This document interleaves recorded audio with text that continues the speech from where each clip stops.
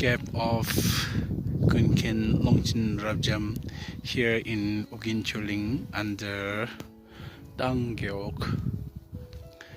So right now we are about to reach nearby that cave. I think this is one of the 8 ling, among the 8 ling, I think. So we are visiting right now. So here we have 2 levels. last The first level and second level.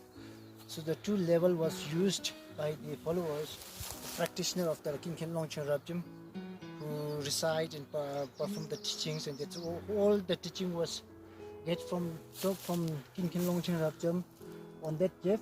So from that cave, so the King Longchen Rabjam, he used to give a teachings to the followers, and that's how they did the teachings and get a reside and practitioner, and also like they got most of the empowerment from these 2 levels. That's how. But actually, like if we see here, so we can see only 2 levels, first, second, but actually they have a little bit up in the up one, they have the small one. oh Actually they have 3 levels. last That's how they used to get reside, and like they get the teachings from the King Longchen Rabjam. so thank you. It's all about the King Longchen Rabjam Dafu. So since you know that out of 8 links, so out of 8 links, so 3 links are in Bumthang district. So Yes. one is Tangogin Choling, it's here, and the second one is Tharpaling, and the Tharpaling was considered as like a main link for the King Longchen Rabjam. Okay. And we have a third link was Shinkat Deshiling, so that was in Urala. So that how, so out of 3, so one is considered here. Nasna. Thank you for the amazing explanation. Last.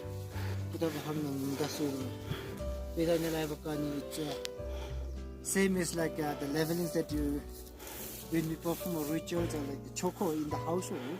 Last. So the ranking wise, people they used to stay. Oh. And that's how like the high ranking people they used to come and stay here.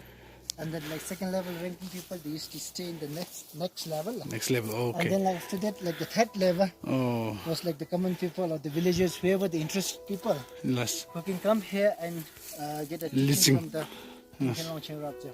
Wow, that's And the highest amazing. level will be the King Longchen Rabjam, who will be giving teachings to them. Last. So Thank you.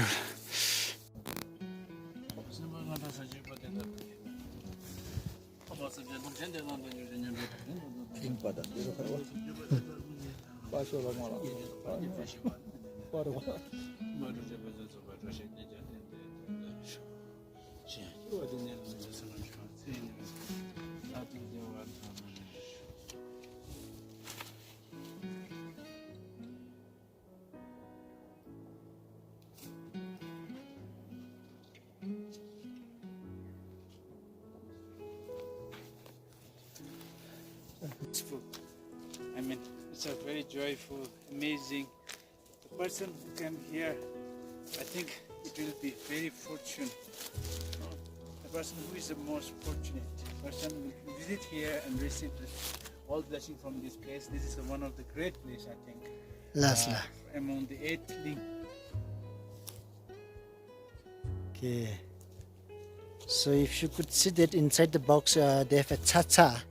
Cha-cha means like the miniature, and they have all the relic in it, and that's how like when somebody passed away or somebody died, they purified their mind once they were in the hell wall or the demigod wall or whatever it is, and that's how like those living behind the parents or like the family, they offer the cha-cha, and that's how they offer to the cave, and they have inside the box here. Yeah, that's a cha-cha. Actually, this symbol as the person who make this satsang, no? It's the Yes. same equal the benefit of building one of these stupa, no? Yes. So this is the, you can see, as you can see a shape of this stupa. Yes, yes. This is the one. If you can't build big, and if you don't have any kind of wealth to build a big stupa, so you can build this one. With the Okay. So that one will benefit you to purify your body, especially mind, and you will soon reborn as the god, or we will born to the pure land of Amitabha. Lasso. And like you mean that inside the chacha it has having a Relics. 108 stupa, isn't it? Stupa, yeah, Stupa. chortenza. Lasso. Okay, lasso, I understand. Lasso, karinchela. Lasso. Almost like a good afternoon, but it's still 5 minutes. So if you look behind, you can see the big house. So that's called a nakchang. The nakchang, it's like a manor house. So that nakchang was built around 15th century by Tertun Dorji Lingpa, but they don't have exact written documents who built, when built, but they've just mentioned which was built around 15th century. And that the 15th century building was there till 1897. So in 1897, the building was completely destroyed by the Great Indian Earthquake, and they reinstalled in 1898. So from 1898 to till present days, it is 121 years old.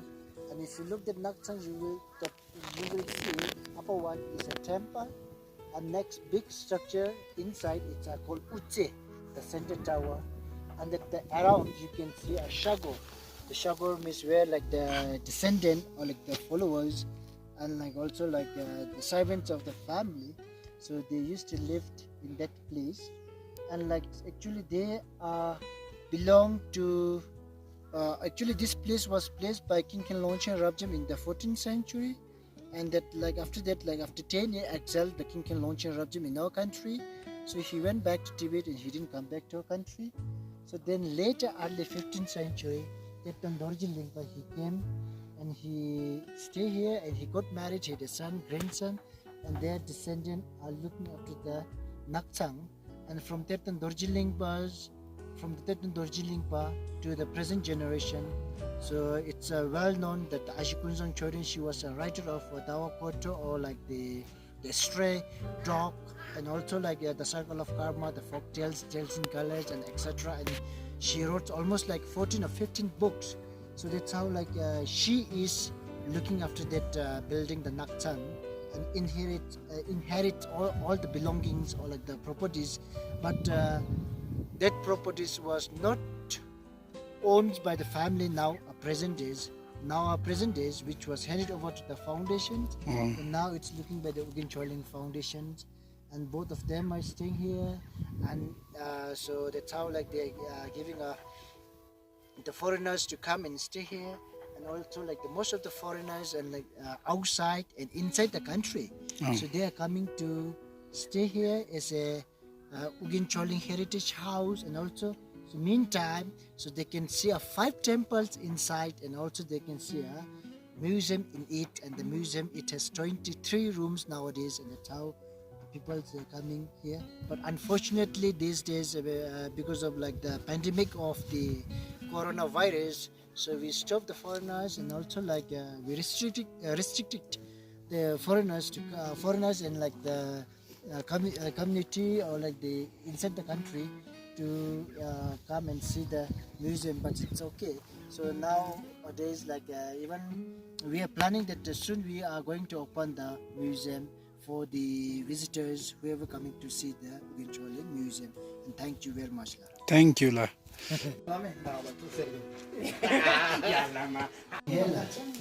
Welcome to textile room, and this is the kira that was mostly used by the women in Bhutan culture. It's a dress. So this dress was used by Ajit Tsirin, but actually the Ajit Tsirin was from the eastern part of our country.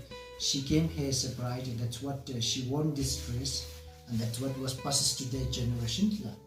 And if we look here, so this is the dress of the first king and second king dress. So the Dugal Dangba and Nipa dress. So why it says that the second king and the first king dress, why it was here is that one of the second king daughter was also got married to this family, and that's what it was here. The Ashi Choki Wamu, she's still alive now. That's how she was also married until she divorced with the Tashi Ugiwandi. So that's what like they used to live in the Choling Palace. So after they divorced, so that the Dashur, Yewangi was back to this place and they looked after and used these kinds of dress. And if you come here, Chakse pumpkin. The Chakse pumpkin is it's a multi-purpose clothes which used for many purposes. Those days when there was no like a tamsidena for the mats, so that's how like the people they used to carry by their own, and they have to give to the high official people or like the ranking people to sit on it, and also they used to wipe their face, and also like if they feel cold or like if they whatever it's whatever it's used need, so they use these kinds of dress called Changsi Pankit, the multi-purpose clothes. So this one was imported from the China, and that's woven from the it's called zong. It's woven from the nettle, not nettle, it's silk, and that's how like those days the zong. So they have to weave it and they have to pay tax to the government, and it's also used to give as a present to the high official people. And this one was the thara, which was woven from the cotton, and the yatra clothes here. And here you can see the yatra. These are the yatra. The yatra. The ya means the yak here, tra means the pattern. It's a yak hair pattern clothes that was woven by these local people, and then this Bumthang region was famous to call it as a Bumthang Mata and Yatra. So that's how it's is. And this is the clothes fiber, the cotton fiber, which was mostly used by the eastern part of our country. So it's so this one was woven from the cotton, and that's also cotton, and this one was mostly come from the eastern part of our country called Athara, and this one also woven from the cotton, and this is called Menta. So as I already mentioned, that those days different region people, they used to wear different patterns of clothes, and by looking through the pattern of the cloth itself, we can identify who are they, where are they from. But nowadays mixed culture, mixed marriage, mixed population, it's difficult to identify and differentiate. So that's how like Thara and Menta. So amazing experience which I've got, and I heard from one of my Tamil companion or my relatives. So he explained very perfectly. So I really enjoy towards this amazing clothes and different types of patterns clothes. So one of the traditional tastes these are. So if you have desire to visit here to know more about our textile, so you just come here and visit here, and you will know and you will enjoy hearing this such a beautiful explanation. Okay, just come.